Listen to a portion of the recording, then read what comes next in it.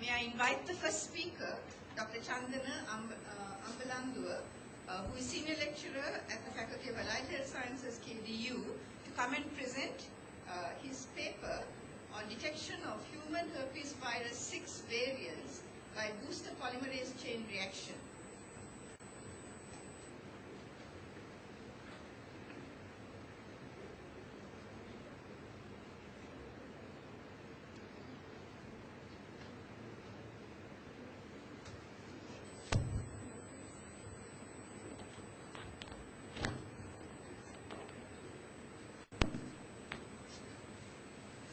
Thank you very much.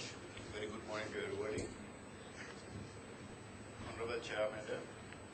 So we are going to discuss a little bit about detection of human herpes virus 6. So this study was carried out in Malaysia at the University of Malaya, Institute of Higher Studies. In Western medicine, we need to detect the pathogen for treatment, but not in the other systems like Ayurveda, Siddha, Unani, or our traditional medicine.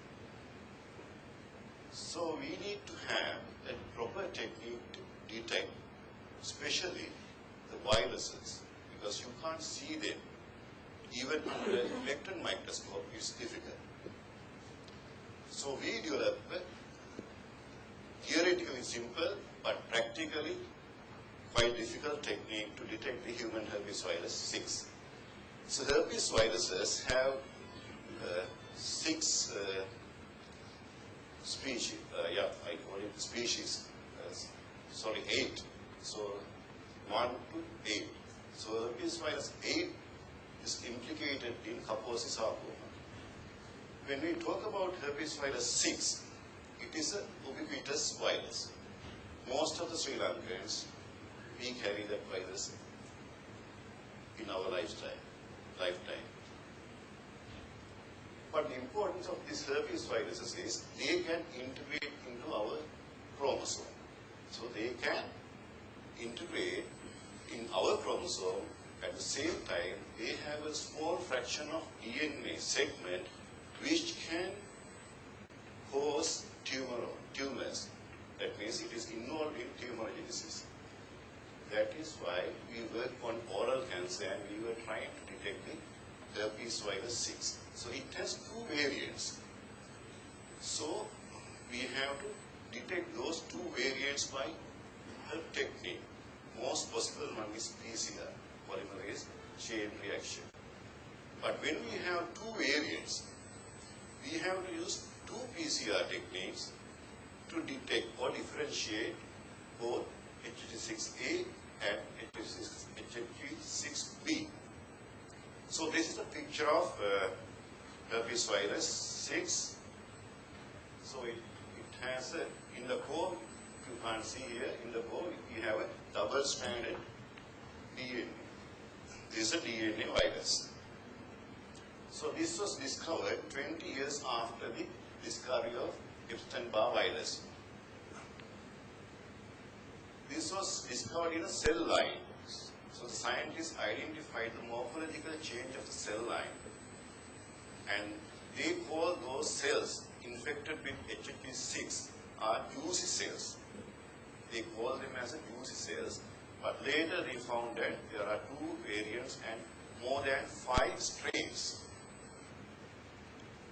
So this is the enveloped DNA virus. Here you can see how many bases. So if you take a cell line or human tissue, you can see various stages of HT6 in their morphogenesis.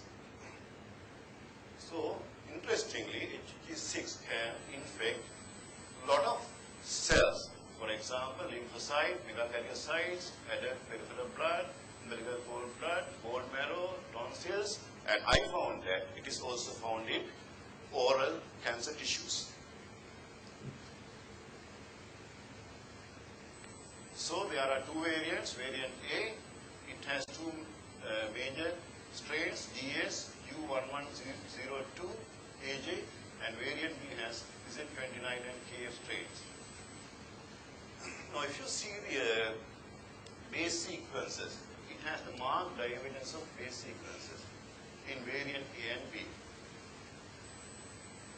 So, if you take HH6B, that is Z29, and HH6A, yeast genome, it is composed of 144,000 base pairs. That is unique.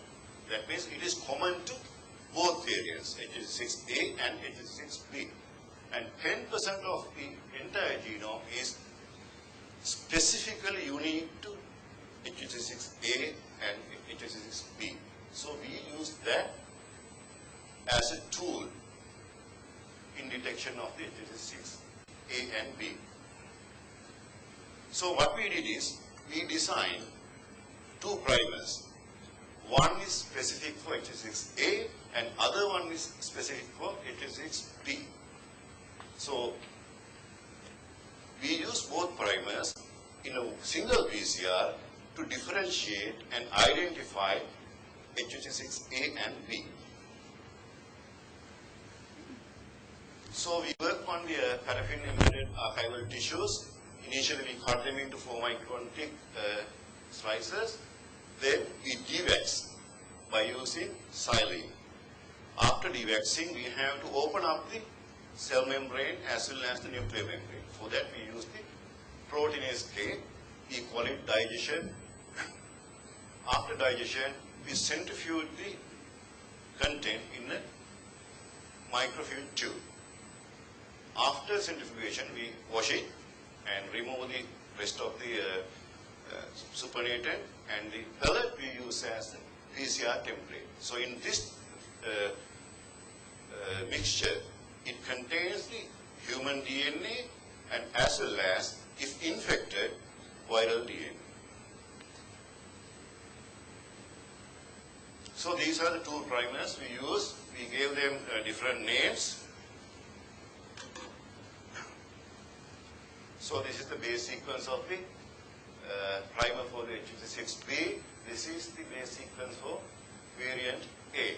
These are the two primers. These are the properties of those primers. The molecular weight is given here. TM value, that means the melting point. These are secondary structures. Now here you can see for VO31E1A, it has a secondary structure V. That means the primer can bend and form a different structure. It won't stay as a straight linear primer. Fortunately, other primer, it doesn't have any secondary structures. I will tell you why it is important in detection methods, right? So primer dimers, luckily, in both cases, we don't have any primer dimers. That means primers go and anneal each other. So these are the contents in the PCR mixture or cocktail. DNA, 50 to 150 nanograms, 200 microgram. Nucleotide, that we call it DNTPase, tag polymerase, buffer, and 2 picamole of primers. Why we use 2 picomoles? Usually, we use 20 to 50 picomoles of primers in normal PCR. In our technique, in this booster PCR system, I didn't use that 50 or 20 picomoles. There is a reason for that. If you use excess amount of primer, when you open up the DNA strand, there is a less, theoretically you can see, you will say there is a much chance, but there is a less chance for the primer to go and anneal with the target DNA sequence. So after 10 cycles, that means after 10 cycles, we allow the primer to anneal from the first cycle to 10 cycle at 2 picamole level. After 10 cycle, we are opening up the PCR tube and boosting the primer from 2 picamole to 20 picomoles. So this is the cycle profiles, 35 cycles. First cycle we anneal for 4 minutes. Annealing time is 4 minutes because we want to allow the human DNA as well as viral gene to open up completely. So then, annealing time, 1 minute, extension, 72 at 72 degrees, 1 minute. So we stop the cycle by cooling down the contents of the PCR mixture to 4 degrees. After that, we again allow DNA to open up or denaturation at 92 degrees for 1 minute. So this is the picture of the agarose gel electrophoresis.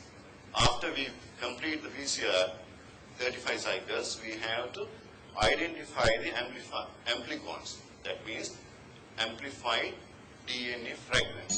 So for that we are using the agarose gel electrophoresis. You can see this is the marker, and the second line 2 to 6 booster PCR products. And nested PCR is a different thing, and negative control and beta globin. We use the beta globin as a positive marker for the PCR. So these are the results. You can see it here. This color, positive for A and B, 129. Positive for variety A, only 19. Positive for B, only 11. And 48 negative. This is a Sri Lankan oral cancer patient sample. So therefore, we recommend the booster PCR as a good tool for the differential detection of HHG6 variants. Thank you very much.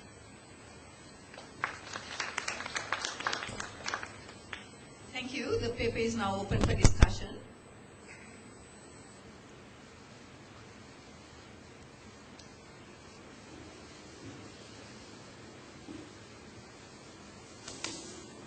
May I perhaps open up with the first question? Sure. If you go back to that the slide where you show your numbers,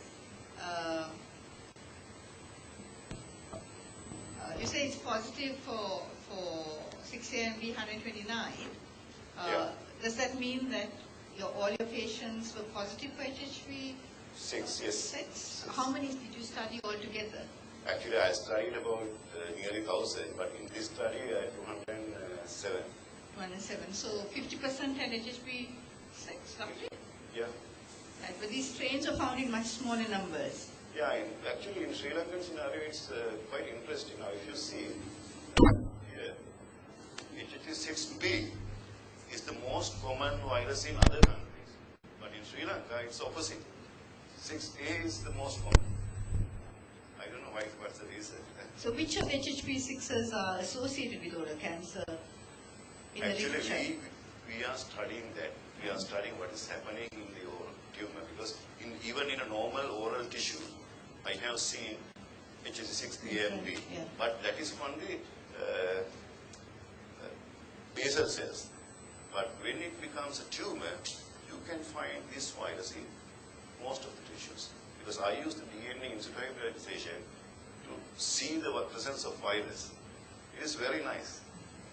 It's a very good technique. Even after this, to confirm our PCR detection method, we use the southern hybridization. After doing all that, we recommended this as a good tool for the detection of HHG6. Thank you. Any other questions?